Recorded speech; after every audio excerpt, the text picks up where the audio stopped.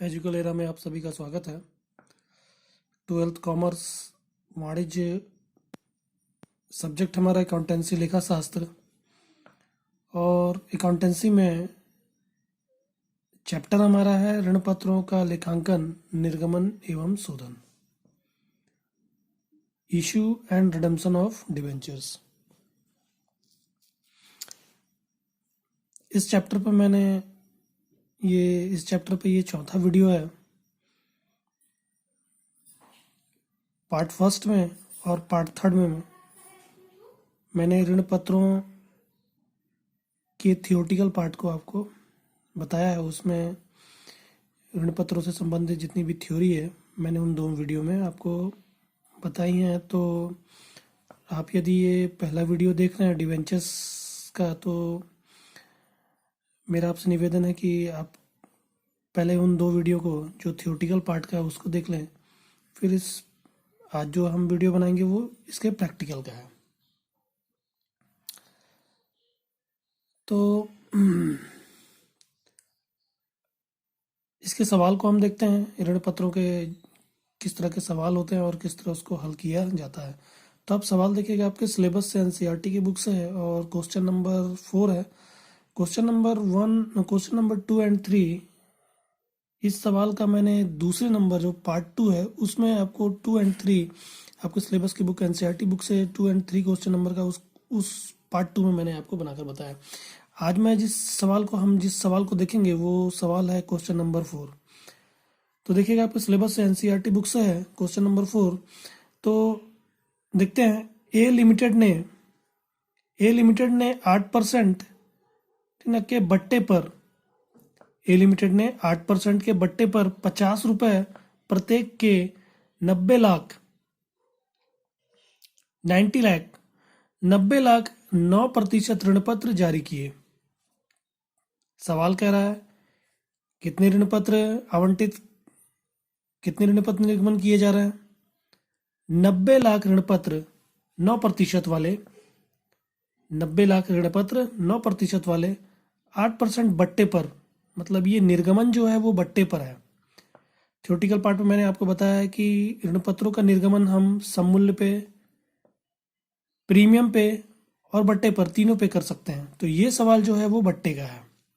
ए limited ने 8% के बट्टे पर 50 रुपए प्रत्येक के 90 लाख 9% ऋण पत्र जारी किए,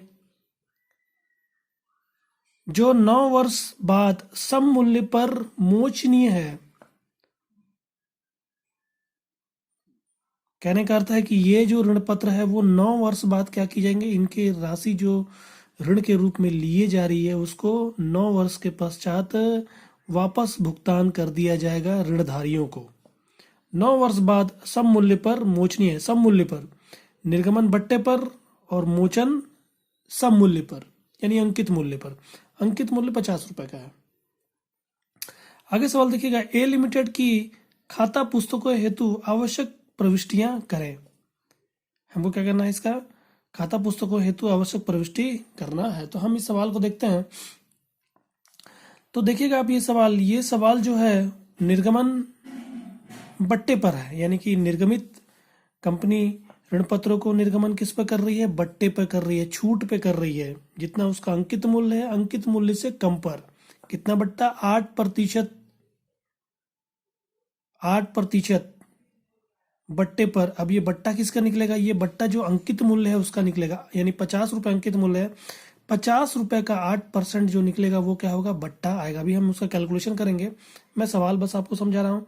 अंकित मूल्य 50 रुपए का, बट्टा 8%, तो ये 8% किसका निकलेगा, इस अंकित मूल्य का 50 रुपए का निकलेगा। ठीक है, निर्गमन बट्टे पर। और मोचन मतलब शोधन किस पर होगा, शोधन सम मूल्य पर होगा।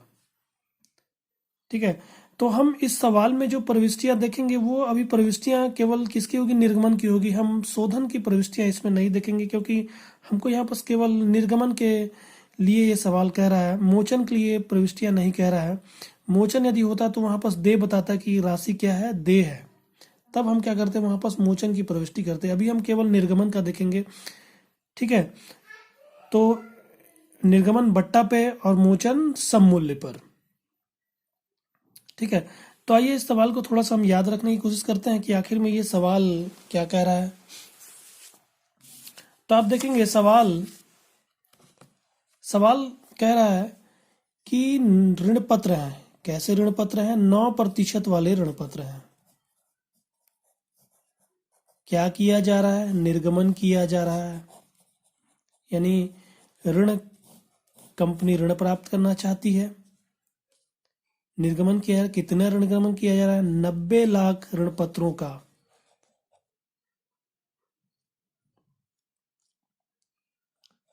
90 लाख ऋण पत्रों का निर्गमन करना चाह रही है कंपनी। एक ऋण पत्र का अंकित मूल्य 50 रुपए। अंकित मूल्य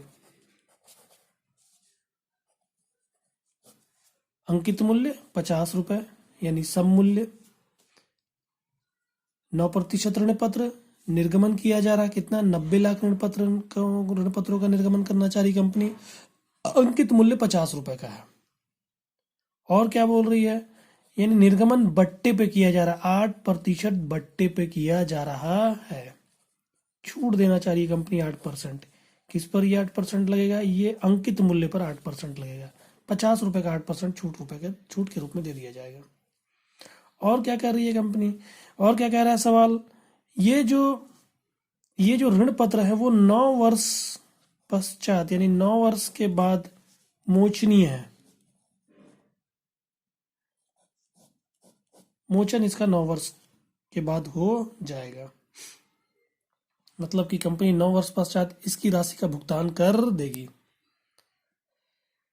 ठीक है, तो हमने सवाल को देखा। निर्गमन 90 लाख, अंकित मूल्य 50 रुपए, बट्टे पर निर्गमन, 9 वर्ष पश्चात मोचनीय।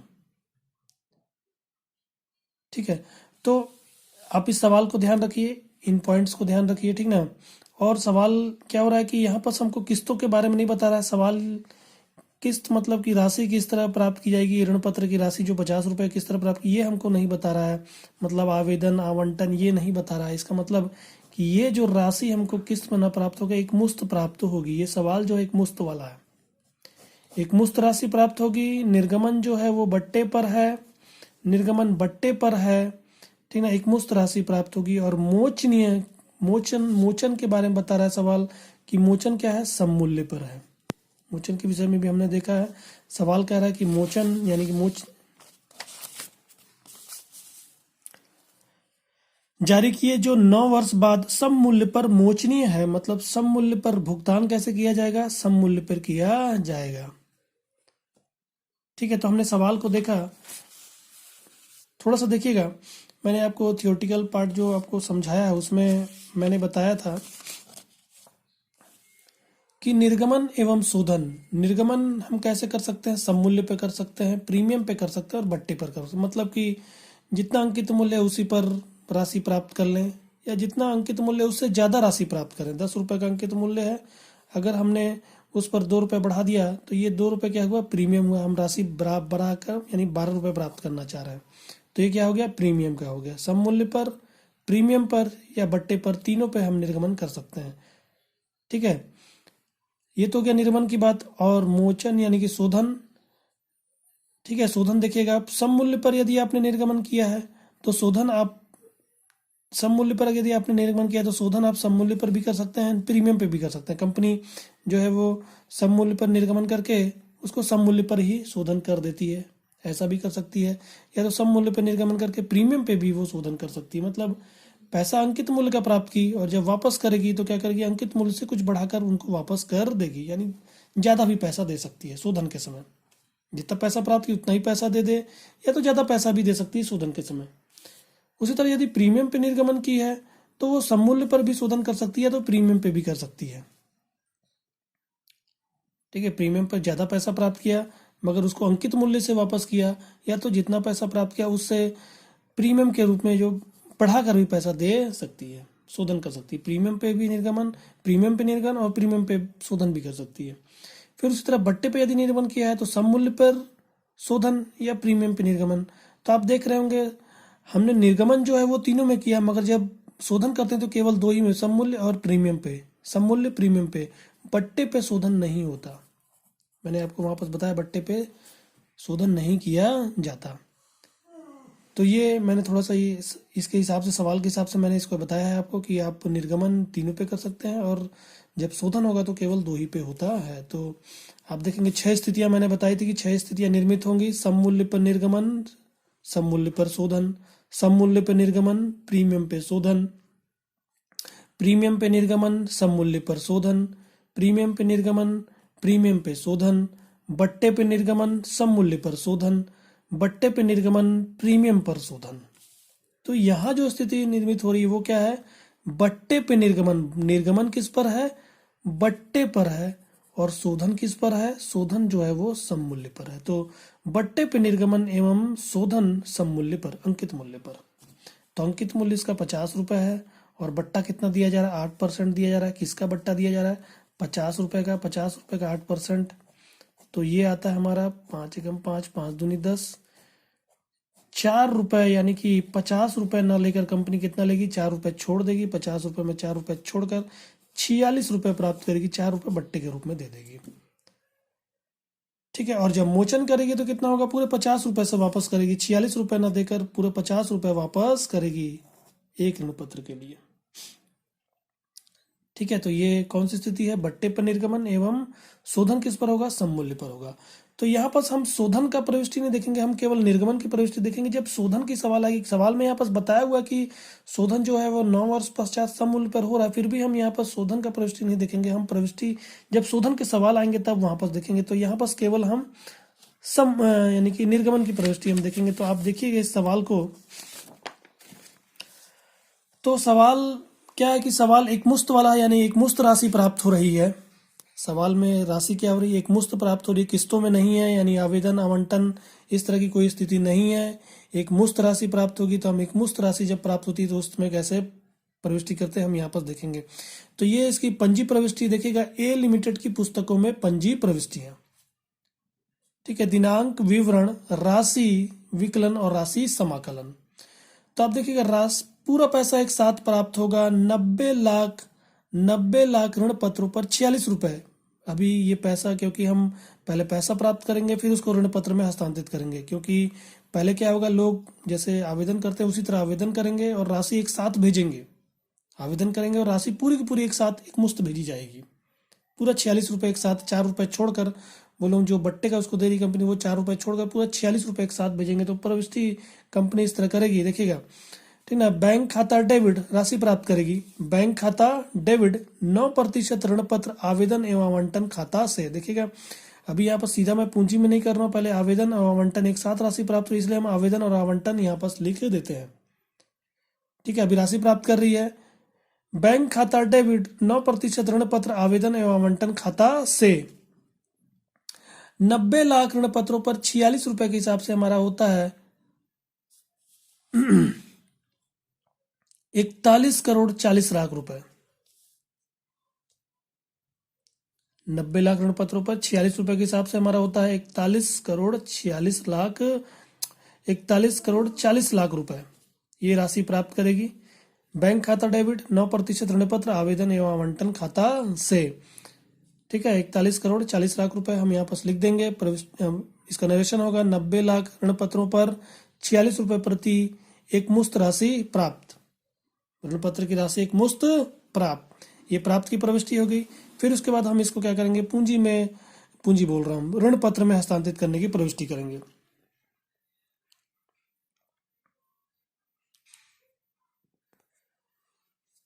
ठीक है। तो देखिएगा यहाँ पास राशि प्राप्त की थी।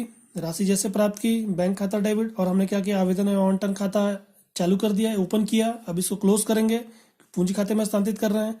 तो यहाँ पास हमने इसको क्रेडिट किया था, अब डेबिट करके इसको क्लोज किया जाएगा, क्योंकि ये नाम मात्र का है।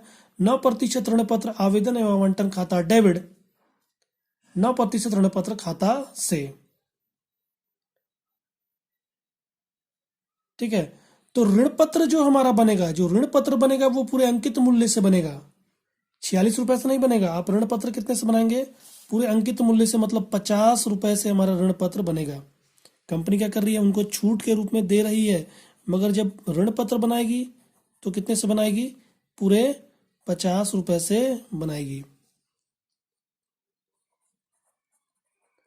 तो 90 लाख ऋण पत्र, 50 रुपए अंकित मूल्य। ऋण पत्र हमारा, क्योंकि हम देखते हैं पूंजी में भी देख रहे थे, वहां अंशों में जब देख रहे थे तो पूंजी किससे बन रही थी, हमेशा अंकित मूल्य से बन रही थी। तो ऋण पत्र भी हमारा क्या होगा, अंकित मूल्य से बनेगा। उस पर छूट या प्रीमियम जो होता है उसको हम उसका एडजस्टेबल एंट्री करते हैं। तो अंकित मूल्य से हमारा ऋण पत्र बनेगा, 50 रुपए अंकित मूल्य है, 90 लाख ऋण पत्रों पर 50 रुपए के हिसाब से होता है 45 करोड़ रुपए। तो ऋण पत्र को हम 45 करोड़ से बनाएंगे। ठीक है, 46 रुपए के हिसाब से हमने यहाँ पर आवेदन आवंटन को ओपन किया, चालू किया हुआ है, इसको 46 रुपए से बंद करेंगे, 41 करोड़ 40 लाख रुपए। और ये ऋण पत्र है, जो बट्टा हमने दिया है, वो बट्टे की भी हमको प्रविष्टि करनी पड़ेगी 4 रुपए के हिसाब से, क्योंकि हानि है, हानि हमेशा डेबिट होता है। यहाँ पर आप देखेंगे बट्टा दे रहे हैं, जैसे जनरल नीति में आपने देखा होगा कि जब भी आप बट्टा देते हैं, जब भी कंपनी बट्टा देती है, छूट देती है, तो बट्टे को क्या करती है, डेबिट के रूप में दिखाती है, क्योंकि हानि होता है, बट्टा हानि होता है, इसलिए हानि को हमेशा डेबिट करके ही चालू किया जाता है। तो आप देखेंगे यहाँ पर ऋण पत्र को मैंने बट्टा किया है। तो आप ऋण पत्र ऋण पत्र निर्गमन पर बट्टा खाता डेबिट, बट्टा को हम डेबिट करेंगे, ऋण पत्र निर्गमन पर बट्टा खाता डेबिट 3 करोड़ 60 लाख रुपए। सो कैलकुलेशन मैं भी आपको बताऊंगा। 90 लाख ऋण पत्रों पर 50 रुपए प्रति ऋण पत्र राशि ऋण पत्र खाते में अंतरित एवं 8% बट्टा बट्टा खाता में प्रविष्ट।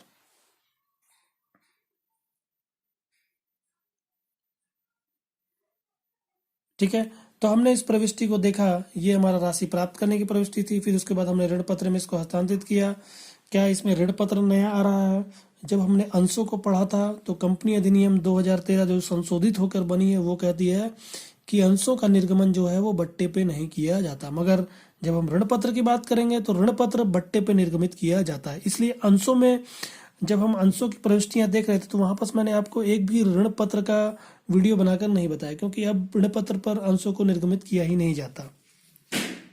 ठीक है, मगर यहाँ पर ऋण पत्र, यहाँ पर क्या हो गया, यहाँ पर बट्टा आ गया है। तो बट्टा की प्रविष्टि आपको देखने की, बट्टा की प्रविष्टि कब की जाती है। जैसे प्रीमियम की प्रविष्टि कब की जाती है, प्रीमियम जहां पर भी हमको प्रीमियम लेने को बोलता है, उसके पूंजी, जैसे आवंटन में प्रीमियम लेने बोल दिया तो आवंटन की जो पूंजी वाली प्रविष्टि है, मतलब देय वाली प्रविष्टि है, वहां पर प्रीमियम की प्रविष्टि की जाती है। उसी तरह बट्टा में भी होता है, जहां पर बट्टे की बात कर देगा, जहां पर भी बट्टे की बात करेगा, उसके जो देय वाली प्रविष्टि मतलब पूंजी वाली प्रविष्टि वहीं पास की जाती है। तो प्रीमियम आपका क्रेडिट होता है, बट्टा आपका डेबिट होता है। प्रीमियम क्योंकि ज्यादा राशि प्राप्त हो रही है, आपको ज्यादा लाभ हो रहा है। ठीक है, इसलिए लाभ आय जो होता है हमेशा क्रेडिट होकर चालू होता है, इसलिए प्रीमियम को आप क्रेडिट करते हैं। और बट्टा हानि होता है तो बट्टे को आप डेबिट करके उसको चालू करते हैं।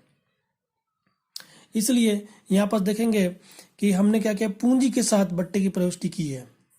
ठीक है, वो भी डेबिट करके। तो आपको बट्टा हमेशा डेबिट करके चालू करना होगा। और बट्टे की प्रविष्टि कहाँ होगी, पूंजी यानी कि देय वाले में होती है।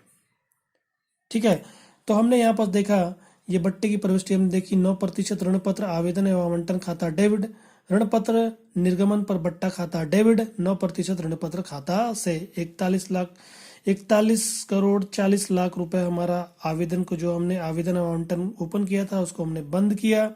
3 करोड़ 60 लाख जो हमने बट्टा दिया था उसको हमने डेबिट किया। और ऋण पत्र हमारा बनेगा 45 करोड़ से। ठीक है, तो ये हमने इसकी प्रविष्टियां देखी। अब हम थोड़ा सा इसका कैलकुलेशन देख लेते हैं कि आखिर में कैलकुलेशन कैसा है इसका। तो आप देखिएगा, आवेदन एवं आवंटन पर प्राप्त राशि, मतलब जो एक मुश्त राशि प्राप्त की जा रही है। तो निर्गमन कितने किया गया, 90 लाख ऋण पत्रों का निर्गमन किया गया, अंकित मूल्य 50 रुपए का है। तो कितनी राशि प्राप्त होनी चाहिए थी, 45 करोड़ रुपए प्राप्त होनी चाहिए थी। पट्टा, क्योंकि ये पैसा तो प्राप्त होगा नहीं, आपने छूट दे दिया, कंपनी ने छूट दे दी। कितने की छूट दे दी, 4 रुपए की छूट दे दी। आप देखेंगे इसका कैलकुलेशन बट्टा का आप निकालेंगे तो बट्टा 8%, किसका, अंकित मूल्य का। अंकित मूल्य आपका 50 रुपए है, उसका 8% जब निकालेंगे आप तो आपका 4 रुपए निकल कर आएगा। तो 90 लाख ऋण पत्रों पर 4 रुपए जो छूट दे दिएगा उसके हिसाब से होता है 3 करोड़ 60 लाख रुपए। तो 45 करोड़ में 3 करोड़ 60 लाख रुपए नहीं मिलेगा, तो कितना प्राप्त होगा, 41 करोड़ 40 लाख रुपए प्राप्त होगा। यही मैंने वहां पास प्रविष्टि करके बताई है। ठीक है। उसके बाद ये कैलकुलेशन मैंने किया, इस कैलकुलेशन को मैं बताऊंगा। ये कैलकुलेशन जो है वो बैलेंस शीट का, पहले मैं आपको एक चीज़ समझाऊंगा, उसके बाद मैं इस कैलकुलेशन को बताऊंगा कि ये कैलकुलेशन किस लिए किया गया है। ठीक है। तो हमने ये देखा अभी ये कैलकुलेशन किसका था? ये कैलकुलेशन जो था वो राशि प्राप्त करने का, जो एक मुफ्त राशि हमने प्राप्त की वो था। जहाँ पास 45 करोड़ रुपए प्राप्त करना चाहिए था, वहां पास क्या हुआ कि 3 करोड़ 60 लाख रुपए छूट के रूप में दे दिया गया। पैसा कितना प्राप्त किया? 41 करोड़ 40 लाख रुपए प्राप्त किया गया। इसी की हमने प्रविष्टि की है। ये बट्टा का कैलकुलेशन मैंने आपको करके बताया।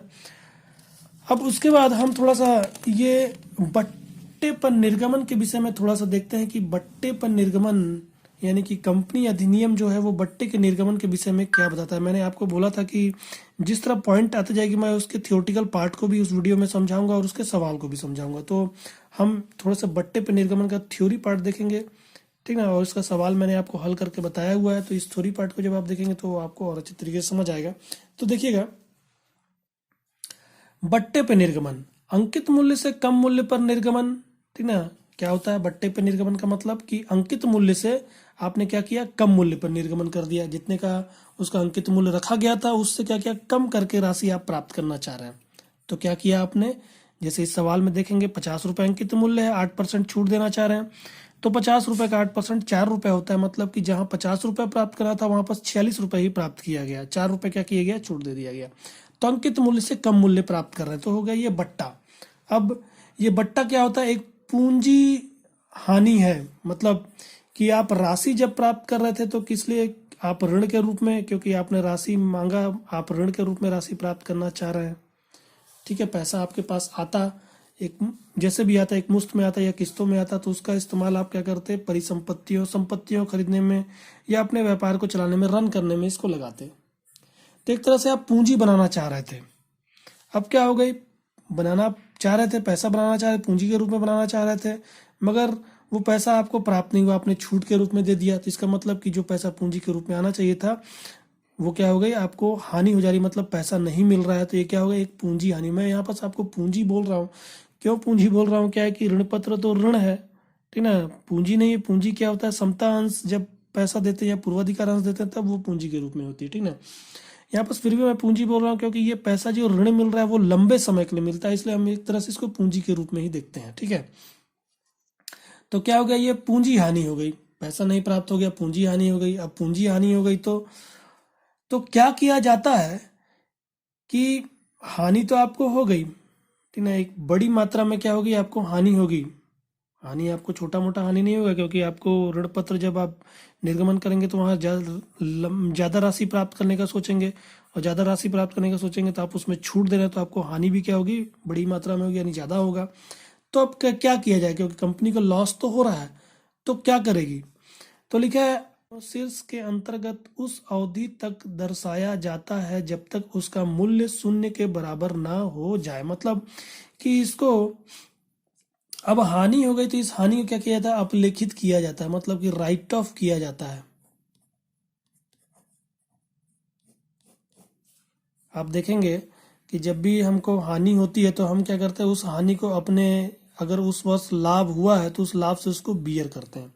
जैसे कोई वस्तु आप, अगर आप कोई वस्तु खरीदे और वो वस्तु क्या होगी? दुर्घटना, ट्रांसपोर्टिंग में आ रही थी, ट्रांसपोर्टिंग में दुर्घटना से वो वस्तु को क्षति पहुंच, यानी कि कुछ नुकसान हो गया, तो उस नुकसान को क्या करते हैं? आप अपने इस वर्ष का जो लाभ हानि खाता बनाते हैं उससे कवर करते, यानी कि उसको बियर करते।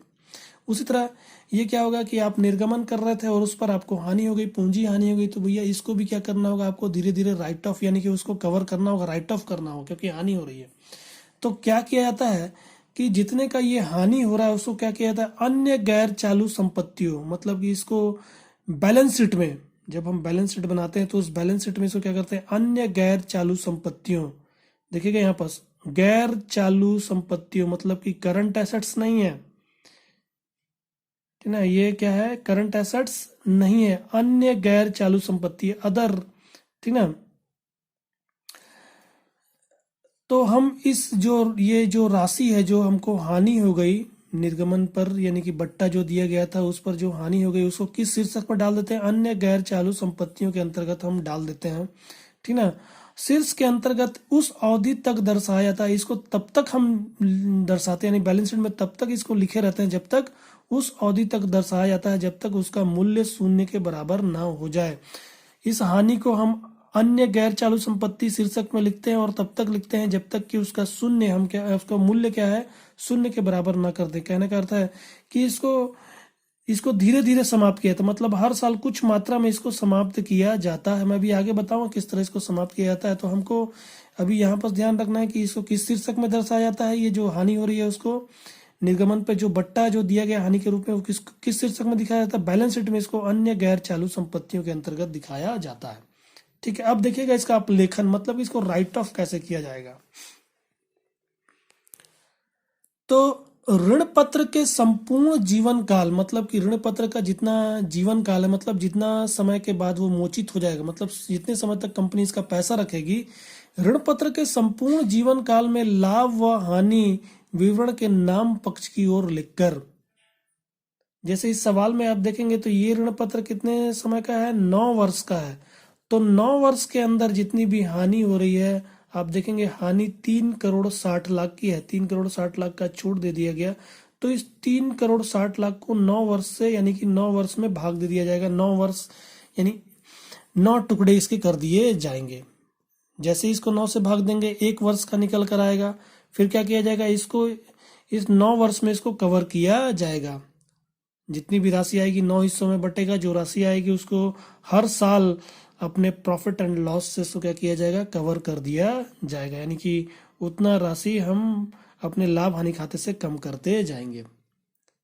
ठीक है, या प्रतिभूति आरक्षित खाते के नाम पक्ष में लिखकर करते, मतलब कि सिक्योरिटी, ठीक है, सिक्योरिटी प्रीमियम के खाते के नाम पक्ष में, मतलब सिक्योरिटी प्रीमियम यदि बनाया तो उसके भी हम क्या कर सकते हैं, उससे भी इसको अपलेखित कर सकते हैं। तो प्रॉफिट एंड लॉस से अपलेखित कर सकते हैं या सिक्योरिटी से भी हम इसको अपलेखित कर सकते हैं, राइट ऑफ कर सकते हैं।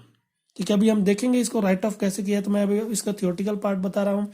तो इसको किस में लिखा जाता है, अन्य गैर चालू संपत्ति हेड के अंतर्गत लिखा जाता है बैलेंस शीट में। इधर संपत्ति पक्ष में बोल रहा है, आप देखेंगे यहाँ पास अन्य गैर चालू संपत्तियां हैं, संपत्ति पक्ष में लिखने बोल रहा है। ठीक ना, तो संपत्ति पक्ष में इसको कहाँ लिखेंगे, अन्य गैर चालू संपत्ति में लिखेंगे और इसको धीरे धीरे राइट ऑफ किया जाएगा। जितने वर्ष का ऋण पत्र है उतने भागों में इसको बांट कर धीरे धीरे हर साल इसको क्या किया जाएगा, राइट ऑफ करते हम जाएंगे।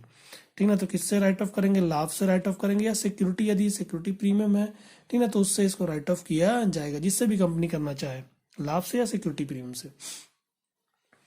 फिर उसके बाद आगे लिखा है अपलेखन विधि, यानी कि इसकी विधि क्या है, प्रोसेस क्या है, कैसे अपलेखित किया जाएगा। तो बट्टे की राशि तुलन पत्र तिथि से लेकर, देखिए कैसे करता है। ठीक ना, तो बट्टे की राशि तुलन पत्र तिथि से लेकर 12 माह की अवधि के भीतर अपलेखित किया जा सकता है अथवा अन्य चालू परिसंपत्तियों के अंतर्गत प्रचालन चक्र की अवधि के भीतर अपलेखित किया जा सकता है। कहने का अर्थ है कि जिस तिथि को आपने तुलन पत्र बनाया उस तिथि से 12 महीने के अंदर जो राशि अपलेखित की जाएगी, क्योंकि इसको भागों में हमने बांट दिया, अब 9 भाग में बांट दिया, तो क्या करेंगे, हम 9 भाग में से कुछ भाग को हम उसको राइट ऑफ करते जाएंगे धीरे धीरे। तो बोल रहा है कि जो राशि को आपको राइट ऑफ करना है कब, तुलन पत्र जब आपने बनाया उस तुलन पत्र के 12 महीने के अंदर की अवधि में जिस जो हमने आपने बट्टा दिया था, जिस भाग को आप राइट ऑफ करोगे उस भाग को आपको कहाँ लिखना होगा, उस भाग को आपको अन्य चालू परिसंपत्तियों के अंतर्गत लिखना होगा। 9 भाग में आपने जब किया, जब इस 3,60,00,000 का आप जब 9 भाग करेंगे तो एक भाग निकल कर आएगा हमारा 40 लाख रुपए। ये 40 लाख रुपए 9 भाग, 40 लाख रुपए 9 बार, तो एक भाग 40 लाख का होगा। ठीक ना, अब कंपनी बोलती है कि ये पहला 40 लाख जो है वो क्या करेंगे, इस साल हम राइट ऑफ करेंगे। तो कंपनी क्या बोल रही है कि ये 40 लाख जो है उसको हम इस साल यानी जो चालू जो करंट ईयर है उसमें हम क्या करेंगे, इसको राइट ऑफ करेंगे। तो इस 40 लाख को कहाँ लिखना होगा, इस 40 लाख को हमको अन्य चालू परिसंपत्तियों में लिखना होगा। आप देखेंगे यहाँ पास पहले मैंने क्या बताया, अन्य गैर चालू संपत्ति, देखेंगे आप गैर चालू संपत्तियों, ठीक ना, और यहाँ पास मैं क्या बता रहा हूँ, अन्य चालू संपत्तियां, मतलब कि जिस भाग को आप राइट ऑफ करेंगे इस साल उसको आपको कहाँ लिखना होगा, अन्य चालू परिसंपत्तियों में लिखना होगा। ठीक ना, और जो भाग आप 12 महीने के बाद, मतलब इस जो अभी करंट ईयर उसमें ना करके आप आगे के सालों में जो आप राइट ऑफ करना चाहते हैं, ठीक ना, 12 महीने के बाद यानी तुलन पत्र की तिथि से 12 महीने के पश्चात यदि किसी भाग को आप राइट ऑफ करना चाहते हैं तो उनको कहाँ लिखना होगा, उनको आपको गैर चालू संपत्तियों में, जो यहाँ पर ये बात बताई गई थी, ये वही कहना चाह रहा था कि जो भाग तुरंत पत्र की 12 माह की अवधि के पश्चात किए जाएंगे उनको अन्य गैर चालू संपत्तियों के शीर्षक के अंतर्गत दिखाया जाएगा। अभी हम इसका बैलेंस शीट बनाएंगे, वहां पर हमको और क्लियर होगा, ठीक ना। तो दो बातें हैं जिनको आप तुलन पत्र की तिथि से 12 महीने के अंदर, 12 माह के अंदर आपको राइट ऑफ करना है, उसको आप कहाँ दिखाएंगे, अन्य चालू परिसंपत्तियों में दिखाएंगे। और जिसको 12 माह के पश्चात आप राइट ऑफ करना चाहते हैं उसको आप गैर चालू संपत्तियां शीर्षक के अंतर्गत दिखाएंगे। लिखा, कंपनी अधिनियम 2013 के अनुसार ऋण पत्रों के बट्टे पर निर्गमन करने के लिए कोई भी प्रतिबंध नहीं लगाया गया। मतलब वही है कि जैसे अंशों में जब हम पढ़ रहे थे तो वहाँ पर कंपनी अधिनियम कहती है कि ऋण पत्रों पर अंशों को जारी नहीं किया, नहीं निर्गमित नहीं किया जा सकता, मगर इस पर कोई नहीं है, आप बट्टे पर भी निर्गमन कर सकते हैं ऋण पत्रों को। तो हमने इसका थोड़ा सा ये थियोरटिकल पार्ट को देखा। तो ये बट्टे के जितने भी नियमावली हैं, मतलब बट्टे, जब आप बट्टे पर निर्गमन कर रहे हैं तो उस पर जो नियमावली है वो पूरी नियमावली मैंने आपको बता दी है। तो हम देखते हैं थोड़ा सा इसका बैलेंस शीट को। आप देखते हैं कि बैलेंस शीट, यदि आपको सवाल बैलेंस शीट बनाने को बोल दे तो अब फिर आप उस समय क्या प्रविष्टियां करेंगे, ठीक है। तो ये इसका बैलेंस शीट है, ठीक ना। तो बैलेंस शीट ये हम जब देखते हैं, कंपनी जो वित्तीय विवरण है, ये जब हम कंपनी का बैलेंस शीट बना रहे तो पहले जब हम देखते थे तो बैलेंस शीट हमने अधिकतर हॉरिजॉन्टल बनाया, मतलब कि इस तरह का ये दायित्व और यहाँ पर संपत्तियां, इस तरह हम हॉरिजॉन्टल देखते थे, ठीक ना। मगर ये जो बैलेंस शीट है वो वर्टिकल है, मतलब कि आप दायित्व ऊपर देखेंगे, फिर उसके बाद संपत्तियां हमारे उसके नीचे आएंगी, ठीक ना। तो ये जो है कंपनी अधिनियम की अनुसूची 3 के अनुसार ये जो वर्टिकल बैलेंस शीट है वो बनाई गई है, ठीक ना। तो यहाँ पर हम पूरे बैलेंस शीट को नहीं देखेंगे, जितना हमको काम, जितनी जरूरी है वही उन्हीं मदों को हम यहाँ पर लेंगे, लिखेंगे। तो जब हम वित्तीय विवरण वाले चैप्टर में जाएंगे तो वहां पर आपको देखेंगे कि वहां पर आपको पूरी कंप्लीट बैलेंस शीट देखने को, वर्टिकल की पूरी कंप्लीट बैलेंस शीट देखने को मिलेगी। यहाँ पर जितनी जरूरी चीजें हैं हम केवल उन्हीं को यहाँ पर देखेंगे। तो इस सवाल में आपको ऋण पत्र के विषय में कह रहा है तो हम केवल ऋण पत्र की इस बैलेंस शीट में केवल ऋण पत्र के बारे में ही हम देखेंगे। तो आप देखिएगा, ये जो बैलेंस शीट जो बनता है वो हमारा ये पहला मेन पार्ट होता है। फिर उसके बाद उसके नोट को हमको, जो हमने गणना की है उस नोट को भी हमको इस तरह बनाकर बताना होता है। जब भी आप इस तरह अनुसूची 3 के अनुसार जो balance sheet, vertical balance sheet बनाएंगे तो उसका ये आपका मेन पोर्शन रहेगा बैलेंस शीट का। फिर उसके बाद उसके नोट जो गणना है उसको आपको इस तरह बनाकर बताना होगा, क्योंकि ये भी इसका एक अंश है, भाग है, इसको भी आपको हल करके बनाना ही, यानी इस तरह करके बताना पड़ता है। तो हम देखते हैं इसके बैलेंस शीट को। तो आप देखिएगा, ए लिमिटेड का तुलन पत्र, मतलब ए लिमिटेड का ये बैलेंस शीट है, स्थिति विवरण है। तो ऊपर का जो भाग होता है वो हमारा दायित्व का होता है, और नीचे का भाग जो होता है वो हमारा परिसंपत्तियों का। आपको जब प्रविष्टियां करते जाते हैं तो आपको वहाँ पर जितना जगह स्थान घेरता है वो ऊपर आपके दायित्व हो गया, फिर नीचे आप संपत्ति को लिखते हैं, ठीक ना। तो आप देखेंगे केवल हम दायित्व के विषय में देख रहे हैं, और दायित्व, ठीक ना, दायित्व बोल रहा हूँ, हम केवल ऋण पत्र के विषय में देख रहे हैं। तो ऋण पत्र हमारा क्या है, दायित्व है, ठीक ना। ऋण पत्र क्या है, दायित्व है, दायित्व पक्ष में जाएंगे। और ठीक ना, इसका फॉर्मेट जो होता है वो फॉर्मेट आपको थोड़ा सा देखना पड़ेगा। इसका फॉर्मेट मैं आपको कभी इसका फॉर्मेट भी दिखा दूंगा, ठीक ना। तो हम पहला ऊपर जो देखते हैं वो हमारा समता एवं देयता, मतलब कि इक्विटी एंड लायबिलिटीज, ऊपर हम लिखते हैं पहले नंबर पर समता एवं देयता, ठीक है। तो यहाँ पर पहले इस तरह लिखेंगे समता एवं देयता, ठीक है, इक्विटी एंड लायबिलिटीज। अब इसके अंतर्गत केवल हमको ऋण पत्र को लिखना है, तो हम ऋण पत्र क्या है, गैर चालू दायित्व है, चालू दायित्व नहीं है, ठीक है, गैर चालू दायित्व। तो पहला नंबर बस हमको ऋण पत्र बताना है तो हम लिखेंगे गैर चालू दायित्व, और इसमें क्या आएगा, दीर्घकालीन ऋण पत्र। समता एवं इक्विटी यानी कि समता एवं देता मतलब कि लायबिलिटीज, ठीक ना। तो उसमें क्या लिखेंगे, गैर चालू दायित्व, और इस गैर चालू दायित्व में पहला दीर्घकालीन ऋण पत्र, केवल ऋण पत्र, ठीक है। फिर उसी तरह ये हमारा केवल ऋण पत्र का था, हमने दायित्व को पूरा लिख दिया है। अब हम आते हैं संपत्ति में। तो संपत्ति में आप देखेंगे तो आपने क्या क्या किया। तो यहाँ पर रोकड़ प्राप्त हुई। रोकड़ क्या है? संपत्ति है, चालू संपत्ति है, तो रोकड़ को हमको चालू संपत्ति में दिखाना पड़ेगा। ठीक है। और सवाल आप देखेंगे यहाँ पास बट्टे का है। तो बट्टे के लिए दो बातें मैंने बताई कि जब भी आप बट्टे पे निर्गमन करेंगे तो क्या करना होगा, जितनी भी राशि आपने बट्टे के रूप में दी है उसको कहाँ लिखना होगा, आपको उसको गैर चालू परिसंपत्ति मतलब गैर चालू संपत्ति में आपको दिखाना होगा। तो पूरी राशि को नहीं दिखाना होगा। एक जो जो तुलन पत्र के 12 महीने के अंदर जिसको आपको क्या करना है, अपलेखित करना है, उसको आपको किस में दिखाना होगा, उसको आपको अन्य चालू संपत्ति के अंतर्गत दिखाना होगा। बाकी का आपको गैर चालू संपत्ति के अंतर्गत दिखाई जाएगी। ठीक है। तो इसलिए मैंने बोला था कि वो कैलकुलेशन मैं आपको ये समझाने के पश्चात आपको बताऊंगा। ठीक है। तो मैं अब उस कैलकुलेशन को आपको बताता हूँ कि वो कैलकुलेशन क्यों किया गया है। तो क्या है कि हमने बट्टा कितना दे दिया, बट्टा जो था वो 3,60,000 का बट्टा दे दिया। अब इस बट्टे को कहाँ दर्शाया जाए, क्योंकि एक प्रकार की पूंजी हानि है। तो पूंजी हानि है, बड़ी मात्रा में हानि हो गई, तो कंपनी क्या करती है, कंपनी इसको धीरे धीरे अपलेखित करती है। क्योंकि आप देखेंगे कि ऋण पत्र की जब आप प्रविष्टि कर रहे थे तो ऋण पत्र की प्रविष्टि कितनी थी, हो रही थी पूरे अंकित मूल्य से हो रही थी, 50 रुपए से हो रही थी। आपने ऋण पत्र 50 रुपए से बनाया, मगर आप राशि कितना प्राप्त करते हैं, 46 रुपए ही प्राप्त करते हैं। 4 रुपए तो आपने क्या किया, आपने हानि उठाई आपने। ठीक ना। तो आपकी जब ऋण पत्र बनेगी वो 50 रुपए से बनेगी, मगर आप राशि कितना प्राप्त कर रहे हैं, 46 रुपए ही प्राप्त कर रहे हैं। तो क्या होगा कि जब हम इसकी प्रविष्टियों को देखेंगे तो ऋण पत्र हमारा यहाँ पास पूरे 50 रुपए अंकित मूल्य से बनेगा, नहीं 45 करोड़ से बनेगा। तो आप देखेंगे लायबिलिटीज पक्ष तो हमारा 45 करोड़ का है, मगर जब आप राशि प्राप्त करने की बात करेंगे तो आपको यहाँ पास क्या होगा, 3,60,00,000 आपकी राशि कम बताने लगेगी। तो आपका जो संपत्ति पक्ष है वो कम बताएगा। तो हमको क्या करना होता है, दोनों पक्ष को बराबर करना होता है, क्योंकि ऋण पत्र जो है वो अंकित मूल्य से ही आप क्या करेंगे, इसको शो करेंगे।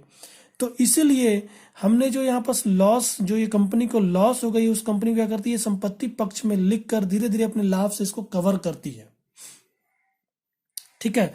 तो आप देखिएगा ये कैलकुलेशन इसका देखिएगा, तो 3,60,00,000 क्या हो गया, हानि हो गई।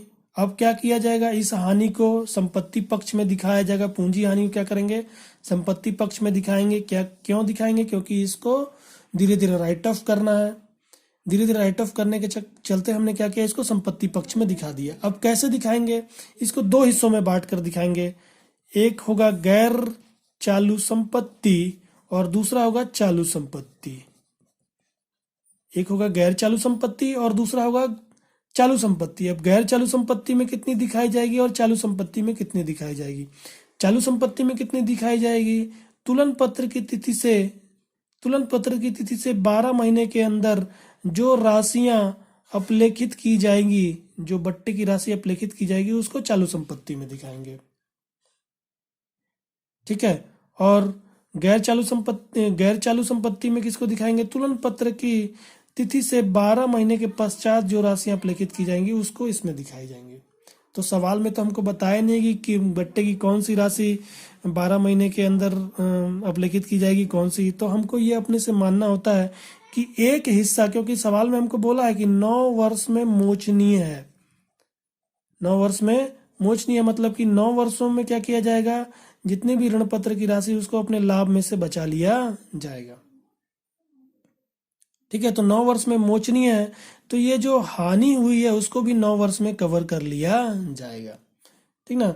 तो 9 वर्ष में जब कवर करेंगे तो हम देखेंगे 3,60,00,000, 9 वर्ष से जब इसको भाग देंगे तो हमारा एक वर्ष का आएगा 40 लाख रुपए, यानी कि हर साल 40 लाख रुपए हम क्या करेंगे, अपने लाभ से अपलेखित करते जाएंगे। तो ये जो है ये 12 महीने के अंदर क्या होगा, ये इसको कवर कर लिया जाएगा। बाकी का जो हमारा 3,20,000 है, 3,20,000 बोल रहा हूँ, 3,60,00,000 में से 40 लाख जब घटाएंगे तो 3,20,00,000 जो है वो 12 महीने के पश्चात हर वर्ष, ठीक ना, धीरे धीरे अपलेखित किया जाएगा। तो ये 40 लाख को हम इसके चालू संपत्ति के अंतर्गत दिखाएंगे और ये 3,20,00,000 उसको गैर चालू संपत्ति के अंतर्गत दिखाया जाएगा। तो हम देखते हैं इसको। तो ये हमने देखा यहाँ पास लायबिलिटीज के रूप में हमारा ऋण पत्र आ गया। ठीक ना। लायबिलिटीज के रूप में ऋण पत्र, और संपत्ति पक्ष में जाएंगे तो संपत्ति हमारा रोकड़ प्राप्त की है, रोकड़ को दिखाएंगे किसमें, चालू संपत्ति के अंतर्गत। और उसी के नीचे एक हमको अन्य चालू संपत्ति भी दिखाना पड़ेगा, क्योंकि हम जो जो राशि 12 महीने के अंदर, जिसको बट्टे की राशि जो 12 महीने के अंदर अपलिखित की जाएगी, उसको चालू संपत्ति के अंतर्गत हमको दिखाना पड़ेगा। तो इसलिए हमको एक हम मद और लिखेंगे चालू संपत्ति के नीचे, अन्य चालू संपत्ति, और एक मद जो बाकी की राशियां जो 12 महीने के पश्चात जो अपलिखित की जाएगी, उनको हमको गैर चालू परिसंपत्तियों के अंतर्गत अन्य गैर चालू संपत्तियों में लिखना पड़ेगा। तो 40 लाख हमारा जो है वो अन्य चालू परिसंपत्तियों में आएगा, और 3,20,00,000 जो है वो अन्य गैर चालू संपत्तियों के अंतर्गत आएगा। तो ये इसका मेन है इसका। उसके बाद हम इसका पहले नोट्स को देखते हैं, नोट्स के हिसाब से हमारा बनता है ये नोट्स। यहाँ पर पहले गणना करते जाते हैं, फिर उसके बाद बारी बारी वापस लिखा जाता है। तो नोट्स कैसे बनता है इसका, यानी कि टिप्पणियां जो हमने संकेत जो इसकी गणना है वो कैसे की जाती है। तो जो हमको लिखना है वो हम नंबर वाइज, सीरियल वाइज इसको लिखते हैं। जैसे हमको ऋण पत्र के बारे में बताना है, क्योंकि यहाँ पर ऋण पत्र है, तो ऋण पत्र 1 नंबर लिखेंगे, और ऋण पत्र का लिखेंगे दीर्घकालीन ऋण पत्र। तो ऋण पत्र कितना निर्गमित किया है, 90 लाख ऋण पत्र 9% वाले हैं, और प्रत्येक ऋण पत्र पर 50 रुपए अंकित मूल्य है। तो 90 लाख 9% ऋण पत्र 50 रुपए प्रत्येक, तो उसके हिसाब से होता है 45 करोड़ रुपए। तो 45 करोड़ रुपए यहाँ पर लिख दिया जाएगा ऋण पत्र में, 45 करोड़ 1 नंबर डाल के, 1 नंबर पे कैलकुलेशन हमने किया है। ठीक है, फिर इसको हम यहाँ पर इस तरह लकीर क्लोज कर देते हैं, और ये राशि को हम यहाँ पर लिखते हैं, और ये हमारा 1 नंबर बता देंगे यहाँ पर ये, क्योंकि ये आप देखेंगे नोट संख्या है, मतलब कि ये बैलेंस शीट जो है, ठीक ना, ये बैलेंस शीट हमारा क्या है, कंपैरेटिव बैलेंस शीट नहीं है। यानी कि आप जब वित्तीय विवरण में आपको बताऊंगा तो वहां पर हम देखेंगे कंपैरेटिव बैलेंस शीट क्या होता है। ये सिंपल सा बैलेंस शीट है, ठीक ना, हम वहां पर देखेंगे कंपैरेटिव बैलेंस शीट और कॉलमनर बैलेंस शीट जो होते हैं वो हम देखेंगे। तो ये सिंपल सा बैलेंस शीट है, इसमें विवरण, नोट और राशि, मतलब ये जो गणना कर रहे हैं वो नोट का यहाँ पर नंबर हमको संख्या बताना होता है। ठीक है, विवरण, नोट और राशि। ठीक है, तो ये पहला नंबर का हमने देख लिया। फिर उसके बाद आते हैं अब दूसरा, उसी के नीचे अन्य गैर चालू संपत्तियां, क्योंकि दायित्व में हमारा केवल ये हमने किसको लिखा, केवल ऋण पत्र को लिखा। फिर उसके बाद हमने परिसंपत्ति, हम संपत्तियों में आ गए थे। संपत्ति में हमारा क्या था, गैर चालू परिसंपत्तियां, मतलब कि गैर चालू परिसंपत्तियां, फिक्स एसेट्स। ठीक है, गैर चालू परिसंपत्तियों में क्या लेना था हमको, अन्य गैर चालू परिसंपत्तियां, केवल हम इसी के बारे में बताएंगे। तो अन्य गैर चालू परिसंपत्तियां जिसमें ऋण पत्रों के निर्गमन पर बट्टा, ये कौन सा भाग है, ये बाकी के 8 भाग है, एक भाग यहाँ नीचे लिखा जाएगा। ठीक है, तो यहाँ पर 3,20,00,000 हमने कैलकुलेशन किया था, 3,20,00,000 हम यहाँ पर लिख देंगे इस तरह करके, दूसरा नंबर नोट डाल के। फिर उसी तरह तीसरा में हम रोकड़ के विषय में बताएंगे, क्योंकि अब हम गैर चालू संपत्तियों के बारे में बता दिए। अब हम चालू संपत्ति में आएंगे, चालू संपत्ति में रोकड़, क्योंकि रोकड़ प्राप्त कर रहे हैं, और उसके नीचे अन्य चालू संपत्ति हम बताएंगे जो हमने निर्गमन पर बट्टे के लिए लिया हुआ है। तो रोकड़ हम कितना प्राप्त कर रहे हैं, 46 रुपए के हिसाब से रोकड़ हम 46 रुपए के हिसाब से, ठीक ना, 90 लाख ऋण पत्रों पर 46 रुपए के हिसाब से रोकड़ प्राप्त कर रहे हैं, 41 करोड़ 40 लाख रुपए पूरा यहाँ पर बताएंगे, और इसको हम लिख देंगे कितना, तीसरे नंबर का कैलकुलेशन। फिर उसके बाद आगे हम आते हैं, फिर अन्य चालू परिसंपत्तियां ऋण पत्रों के निर्गमन पर बट्टा, जो 12 माह की अवधि, ठीक ना, 12 माह की अवधि की में क्या है, ये मोचनी है, 12 माह की अवधि में ये क्या है, अपलिखित है। ठीक है, तो अन्य चालू परिसंपत्तियों में ऋण पत्र के निर्गमन पर बट्टा, ये एक भाग है, 40 लाख रुपए, 40 लाख रुपए हम यहाँ पर दिखा देंगे, 40 लाख रुपए, और ये चौथे नंबर कैलकुलेशन है। तो आप देखेंगे ये हमारी संपत्ति का है तीनों, और ये हमारे दायित्व का है। तो दायित्व में जोड़ा हमने तो यहाँ पास आया 45 करोड़ रुपए, और जब इन तीनों को संपत्ति को जोड़ेंगे तो 45 करोड़ रुपए। तो इस तरह हमारा बैलेंस शीट बनता है, ठीक ना। तो ये हमने इसके बैलेंस शीट पर देखा, और बैलेंस शीट पर इस तरह कैसे इसको दर्शाया जाता है वो भी हमने देखा। तो आप जब भी बट्टे के सवाल को बनाएंगे तो आपको ध्यान देना होगा कि जितनी भी राशि की हानि हो, जितना भी बट्टा दिया जा रहा है, उसको हम जब तुलन पत्र में लिखते हैं तो 2 शीर्षकों में लिखते हैं। संपत्ति पक्ष में, वो भी संपत्ति पक्ष में 2 शीर्षकों में लिखते हैं, गैर चालू परिसंपत्तियां और अन्य चालू संपत्तियां, ठीक ना, अन्य चालू परिसंपत्तियां। दो शीर्षकों में गैर चालू, अन्य गैर चालू परिसंपत्तियां और अन्य चालू परिसंपत्तियां। अन्य गैर चालू परिसंपत्तियां, अन्य चालू परिसंपत्तियां। अन्य चालू संपत्तियों में किसको लिखा जाता है? जो तुलन पत्र की तिथि से 12 माह के अंदर क्या होगा? अपलेखित किया जाएगा। जैसे 9 वर्ष में ये 9 वर्ष का ऋण पत्र था तो 9 भागों में हमने बांटा तो 40 लाख रुपए आता है। ये 40 लाख रुपए से ये एक भाग है, जो एक भाग क्या किया जाएगा? इसी वर्ष इसको अपलेखित किया जाएगा, इसलिए हम इसको किस में लिखेंगे? अन्य चालू परिसंपत्तियों में लिखेंगे। और बाकी के जो है वो अन्य गैर चालू संपत्तियों के अंतर्गत लिख दिया जाएगा 3 करोड़ 20 लाख। तो ये हमारा पूरा सवाल होता है। तो आशा करता हूँ कि आपको ये बट्टे पर निर्गमन के विषय में जो सवाल लिया गया था वो समझ आया होगा। तो यदि आपको मेरा वीडियो अच्छा लगे तो प्लीज़ इसे लाइक, शेयर और चैनल को सब्सक्राइब करना ना भूलें, जिससे मेरे आने वाले वीडियो का जो नोटिफिकेशन आपको मिलता रहे, और नोटिफिकेशन बेल को भी आप प्रेस कर दें। ठीक है, तो आज के लिए इतना ही। धन्यवाद। आगे इसके सवाल को मैं और भी सवालों को लेके आऊँगा और उसके सवाल को हल करके आपको बताऊँगा। तो धन्यवाद।